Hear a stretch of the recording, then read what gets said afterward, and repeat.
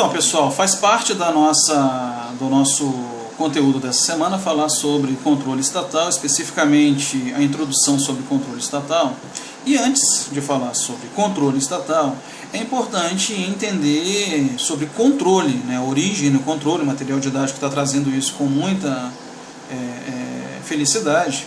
Mas assim, para esse vídeo rápido aqui, o controle ele é uma ferramenta que busca diagnosticar diferenças existentes entre aquilo que fora planejado com a execução, e ali oferecendo respostas, encontrando respostas que ofereçam subsídios para que os gestores, falando de uma forma geral, os gestores possam empreender ajustes para que aquilo que fora previamente planejado possa ser atingido.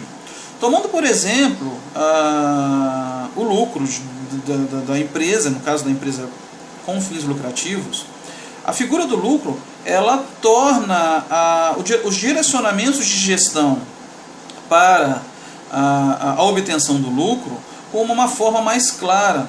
Então, os gestores das empresas com fins lucrativos, eles procuram empreender ações dentro de um planejamento, empreender atitudes, ações dentro de um planejamento, que quando executadas essas ações, revertam em maximização do lucro. Vamos tomar, por exemplo, a empresa ela deseja vender para determinada região do país 1000 unidades de determinado produto, entendendo que ela atingindo aquela região e vendendo essas 1000 unidades, haverá uma maximização do lucro da empresa. Então, no planejamento, os gestores irão agrupar todos os recursos que serão necessários para atingir esse valor, né, de 1000 unidades, para vender 1000 unidades para determinada região. Ao executar esse planejamento, por alguns motivos, não conseguiu vender 1000 unidades, e sim, hipoteticamente aqui, 750 unidades. Pois bem, o controle ele entra nesse ponto, de justamente identificar quais elementos que colaboraram para que aquilo que fora previamente planejado não foi atingido, no caso as 1000 unidades.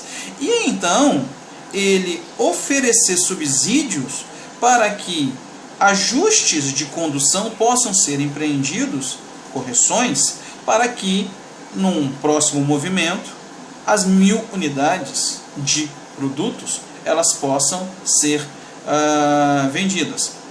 Ou então identificar que com aqueles recursos que a empresa tem, mercado, fornecedores, não é possível vender as 1000 unidades. Então, ela entender dentro de toda a sua cadeia de comando de que naquela determinada região não vai se vender 1000 unidades e sim 75% disso.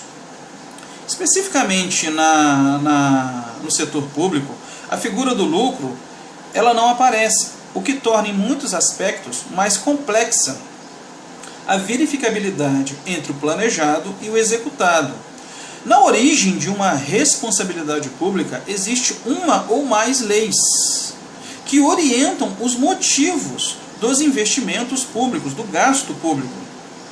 São nessas leis que estão os direcionamentos que o controle estatal precisa debater para verificar se a condução, a execução daquele serviço ou da construção daquele produto, por exemplo, ela está adequada. Novamente, vamos tomar um exemplo. A destinação por parte da União para a construção, a destinação de recursos por parte da União para a construção de casas em locais seguros numa determinada cidade, onde haverá uma transferência de recursos da União para o município. E a responsabilidade de execução ela será do município. Então, esse valor, né, orçado e já apreciado pelo legislativo e já contemplado no orçamento da União, esse valor será destinado para os municípios. Muito bem. A partir desse simples exemplo, olha como questões aparecem que direcionam a necessidade do controle estatal, ele em suas diversas esferas, ele surgir. Então vamos a algumas perguntas. Os recursos saíram da União? Esses recursos chegaram nas prefeituras? Todo o procedimento legal para a aplicabilidade dos recursos pelas prefeituras, esse procedimento ele foi adequado? A lei de responsabilidade fiscal, os procedimentos de licitação foram adequados? As pessoas receberam as casas em um tempo condizente com o planejamento?